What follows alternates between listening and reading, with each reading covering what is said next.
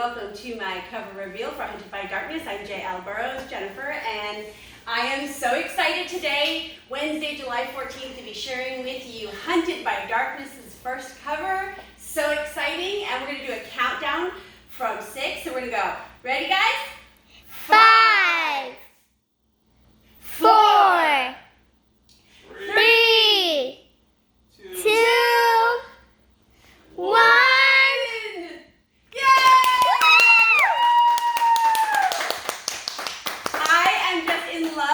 Cover that German Creative made for me. I love the dragon, and yes, if you're wondering if there's dragons in the book, there are dragons in the book. This is Evie, the main character of the story, and I'm just so happy today to be sharing this with you.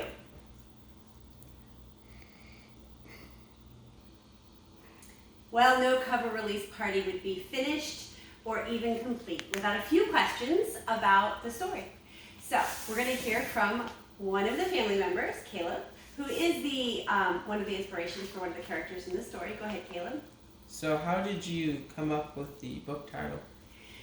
It was a real struggle for me to come up with the book title. It actually originally started as the book title Predestined, but after some checking with other readers and authors and just really doing some research, I discovered that not many people were familiar with predestined, although it is a part of the Bible and it's talking about how we have a predestination.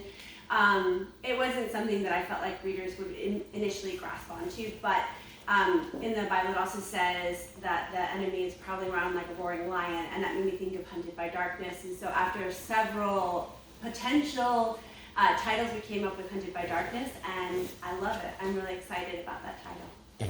All right, we're going to hear a question from Abigail, another character inspiration in this story. Okay, Abigail, what's your question? So, what inspired the story?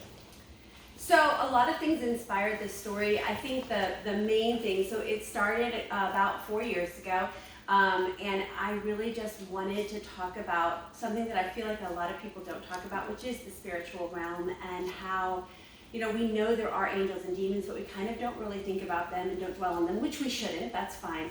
But I did want to make sure that we were aware that there's a lot more going on than just, you know, the angry person next to us. They have a struggle. And they have a reason to be frustrated, and just to kind of reveal light on that, but also to show how faith changes our life journey and how it can bring hope when sometimes it feels like there isn't any. Great question, Abigail. Caleb? Are there any people who helped you write the book or help you with the book? Yeah, so Melissa Hightower is my critique partner. She's been amazing. Michelle Keener has also helped me with a manuscript critique. Rebecca, Ari did the edit on the manuscript, and German Creative did the cover. And countless people have spoken with me, you know, my church family, Life Point Church, my choir family, Life Point Singers, my family, both my sister, who's read it multiple times, thank you, Lisa, and my mom, who's also read it several times and really started to believe in me and share the excitement. And it's just been such an amazing experience to share this. And of course, my family, you, Caleb, and Abby, as you guys have inspired and worked through the story with me, and my husband, who supported me with endless hours of help as he watched you guys and the dogs and all the things that had to go on while I was tucked away in my office playing pretend with my characters. Abigail? Do you listen to music as you write? You know, I know a lot of authors do, but I don't. I really want to get into the scene and become a part of it with my mind. And when I am in writing, I am actually in the world of Hunted by Darkness. Ooh. All right, do we have another question, or is that, yeah, go ahead. How long did it take you to write the book? It's a great question. Originally it started when one of my principals, so I'm a school teacher, one of my principals asked me to teach a creative writing course, and so I decided that while we were doing the creative writing course, we would write books, and so this became the book that I wrote with our creative writing course. And then I've spent years learning more and more about the art of writing a book and the craft, and revising. And so I would say it's taken about 2.5 years, but that journey is probably 80% me learning everything that I needed to learn in order to make this the best book possible. Great question. Any other questions? Okay, so we're going to go ahead and do a reading. Again, this is Hunted by Darkness. I'll be reading chapter 1. If you'll go ahead and video. Okay, so what I'd like to do now is share with you chapter 1 of Hunted by Darkness. This is called Sneaky Shadows. Evie gritted her teeth as she descended from her second-story window. Inch by inch, the high of adrenaline racing through her, her strappy heels slipped off the lattice and fell. Distracted, she lost her grip, sliding and grasping for something solid as several of the lattice braces crumbled under her weight. When she caught herself, she froze, her heart pounding. She took a deep breath. Did they hear her? Her parents' movie continued, and a moment later they were laughing. Thank God she didn't get caught. She climbed down faster, but of course they didn't notice her. They hardly paid her any attention since Tristan's cancer. The top of the lattice creaked, peeling off from the edge of the roof, and the 25-foot relic crashed around her, drowning out the painful thud when her back slammed into the ground, stealing all of her air. She stared up at the stars and breathed out a cloud of crystals into the air above her. She'd made it. She was free. The cold, wet autumn ground seeped into her, and she got up quickly, removing oak leaves and dusting off the muddy dirt caked on her elbow. She retrieved her shoe and squared her shoulders. There was no hiding this mess. One way or another, she would get in trouble for this. At least at night, it didn't look so bad. Her stomach soured. Maybe they'd think the wind blew it down, or a branch knocked it off. Maybe she'd be able to talk her way out of it.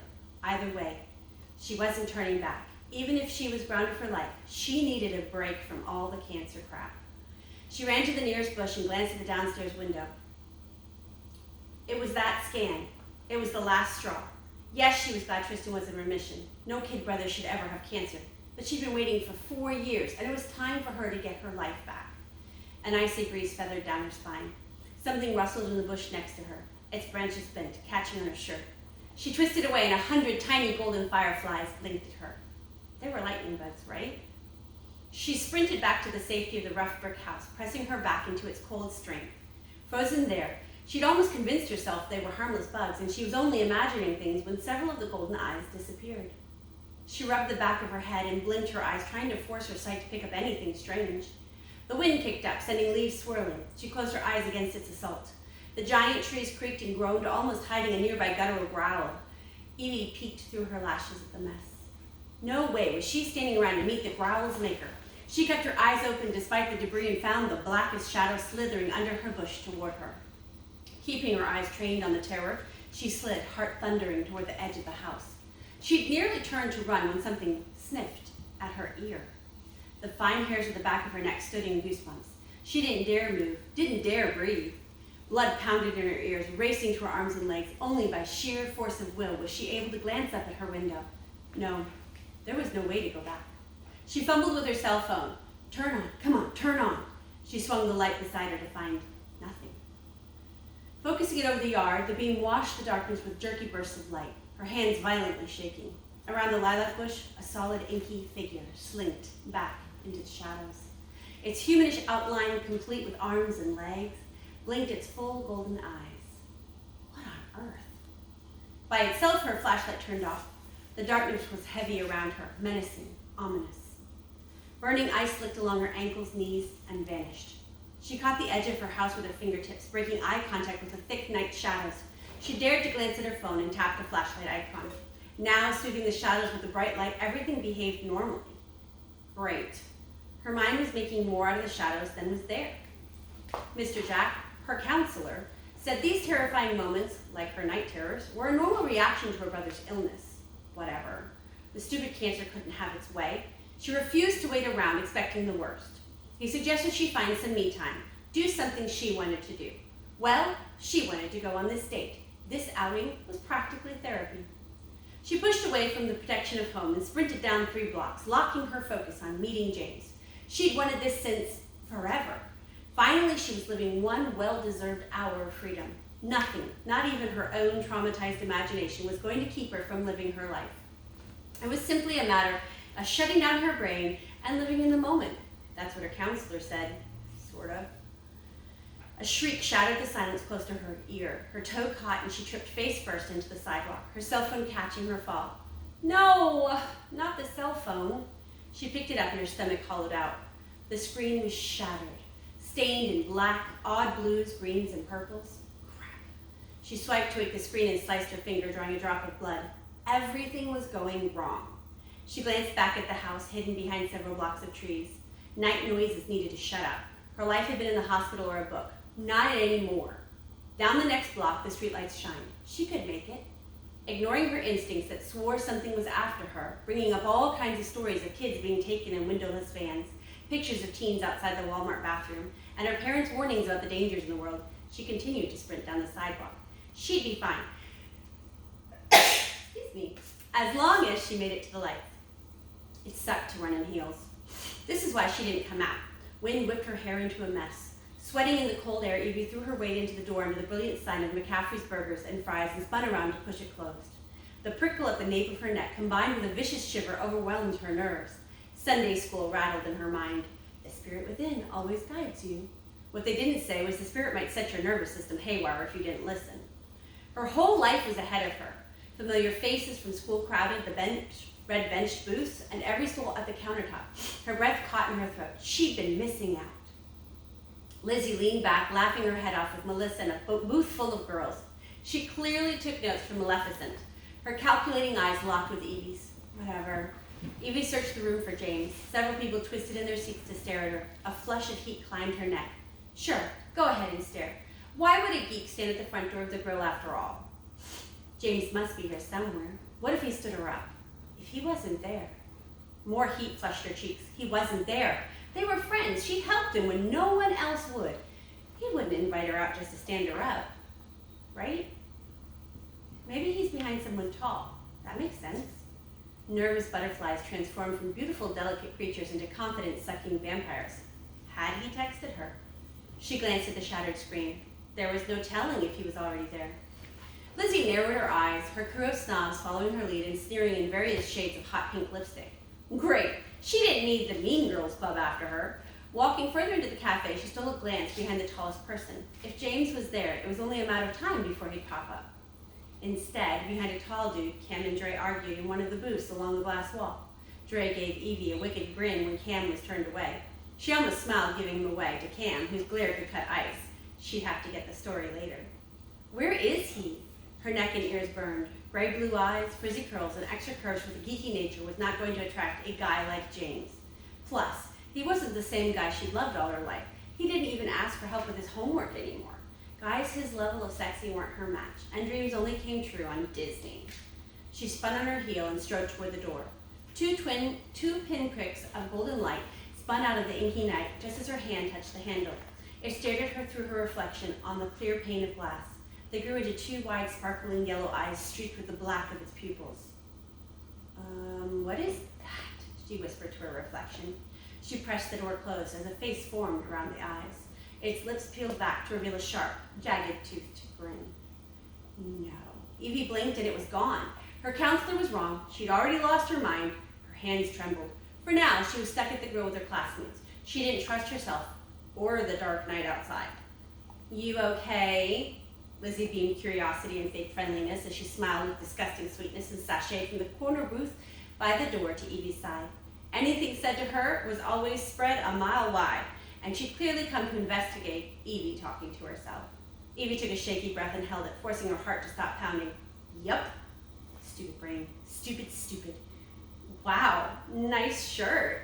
Lizzie twisted away and whispered in her friend's ear. Evie glanced at her beloved Brains Before Beauty shirt. Whatever. They both giggled. What's got you out at night? I'm not going to tell you the real reason, so have you seen Callie? Callie's at the grill. Lizzie's gaze landed on the boys in the far left, and both girls pushed past Evie. At least one thing could be put to rest. No one else had been staring at her. It was just Lizzie and her nasty crew of gossips. Sizzling beef hit the grill, and its scent wafted through the air. Evie headed to the back of the restaurant where a wall-length bar wrapped around the steaming grill and its master. Comfort food. A good burger and salty fries would settle her rumbling stomach. Her lab partner sat backwards against the counter, and as if he'd sensed her, he twisted on his stool and waved happily oblivious. Above his broad grin, his curly hair bounced in a 4-inch cloud of tight brown curls. His arm continued coming back and forth despite her non. Callie's porcelain face peeked around Caleb's shoulder where they both sat munching. Her sleek black bob swished forward over her pink cheeks. Those two hanging out together was strange, like Oil and water, or popularity at the quintessential peak. Callie grinned. Hey! Her eyes sparkled. Evie figured one day Callie would be the death of her. Took you long enough to get here. You texted like an hour ago. It's been a trip. She hugged Callie. I broke my phone on the way. Crap, that sucks. Callie scrunched her nose. It's great you came out, though. It's better than staying home curled up with a book. A good book is sometimes the best escape. My only escape. She stowed Callie's milkshake and drank the chocolate brown heaven. How many books had she read waiting for Tristan to finish chemo? I know. Callie's smile slipped. But it's behind you guys, and now you've got this date with James. I'm so excited for you. Shh! She didn't text Callie to have her show up and make a scene. He's not here. Callie frowned. Did he text you? Evie held out the shattered screen on her phone. Oh man, Callie took the phone. Horrible. She passed it back, taking the milkshake and sipping it. I haven't seen him, but maybe he's in the restroom. Another sigh as Evie glanced at the restroom door. He wasn't there. She forced a smile. Maybe can I text him from your phone? Sure, Callie handed her the phone. Closing out the world around her, she texted, Hey, this is Evie texting you from Callie's phone. I smashed mine. I'm here. You coming? She set the phone between them and snatched the milkshake back. Caleb cleared his throat. Hey, he bumped her shoulder with his. Hey? Weird. They weren't bumping shoulders, friend. The chill from outside lingered in her body. Is it cold in here? Even with her hands in her pockets, the bones in her fingers were aching. Nah, Caleb spoke around a fry in his mouth. Maybe James left already. She stirred the straw, spinning the cold frozen center as one big chunk. I doubt it. He wouldn't. Callie hugged her shoulders. It's James, but I get it. He means, I don't think everyone needs to know. Evie glared. Callie grinned. How many years have you waited for this? She grabbed the milkshake back. You have a date with James? Caleb's words were more of a challenge than a question. He ran his hand through his wild hair. Apparently not. Oh, you okay? Caleb spun the back of the stool to face her, landing his hand on top of hers. Not really. Without wanting to be rude, she gently slid her hand away and moved closer to Callie, fighting the urge to run home and cry. The owner's son slid the burger down the counter to one of the guys on the football team. She should get a job. It would be nice to have a reason to get out and do something every week. Leaning into the heat from their work, her fingers finally thawed. Puffs of steam rose above the grill, making her stomach growl. Hungry? Caleb smirked and leaned into her personal space. Did you see James after school? The back door flapped open and a few kids passed through. Caleb shook his head. No, but I get out of there as fast as I can, Callie said. You should forget him. Caleb grabbed a few fries and shoved them in his mouth. That's my current plan, but she still hoped he would show up. Stupid hoping. Caleb laughed. Are you laughing at me? No. He held up his hands. I was just wondering if you wanted some fries. His beautiful ocean blue eyes twinkled with at least a few secrets. Because of his Bahamian dad, his skin never lost its soft brown tan, and it always made his eyes stand out. He was kind of cute, if you could get past his constant, did you knows. I guess. Being lab partners for 2 years basically made them friends, but the kid was impossible, always saying the worst and most perfect things, the strangest times. Caleb pushed his fries between them. She plucked one from his basket. He coughed and ran his fingers through his hair. Can we meet up this weekend to work on our chemistry project? I've already worked through most of the math, and we're all ready to... A red flush rushed beneath his freckles across his cheeks and nose. His blue eyes darted to the back door. So weird. I have family stuff, Evie replied. Caleb's face fell. She was really just going to play the piano, another of her counselor's ideas. Return to the things she loved. But I guess I can meet in the afternoon. Callie winked at Evie from behind Caleb's shoulder. I have to work on that project too. Can I join? Caleb harumphed.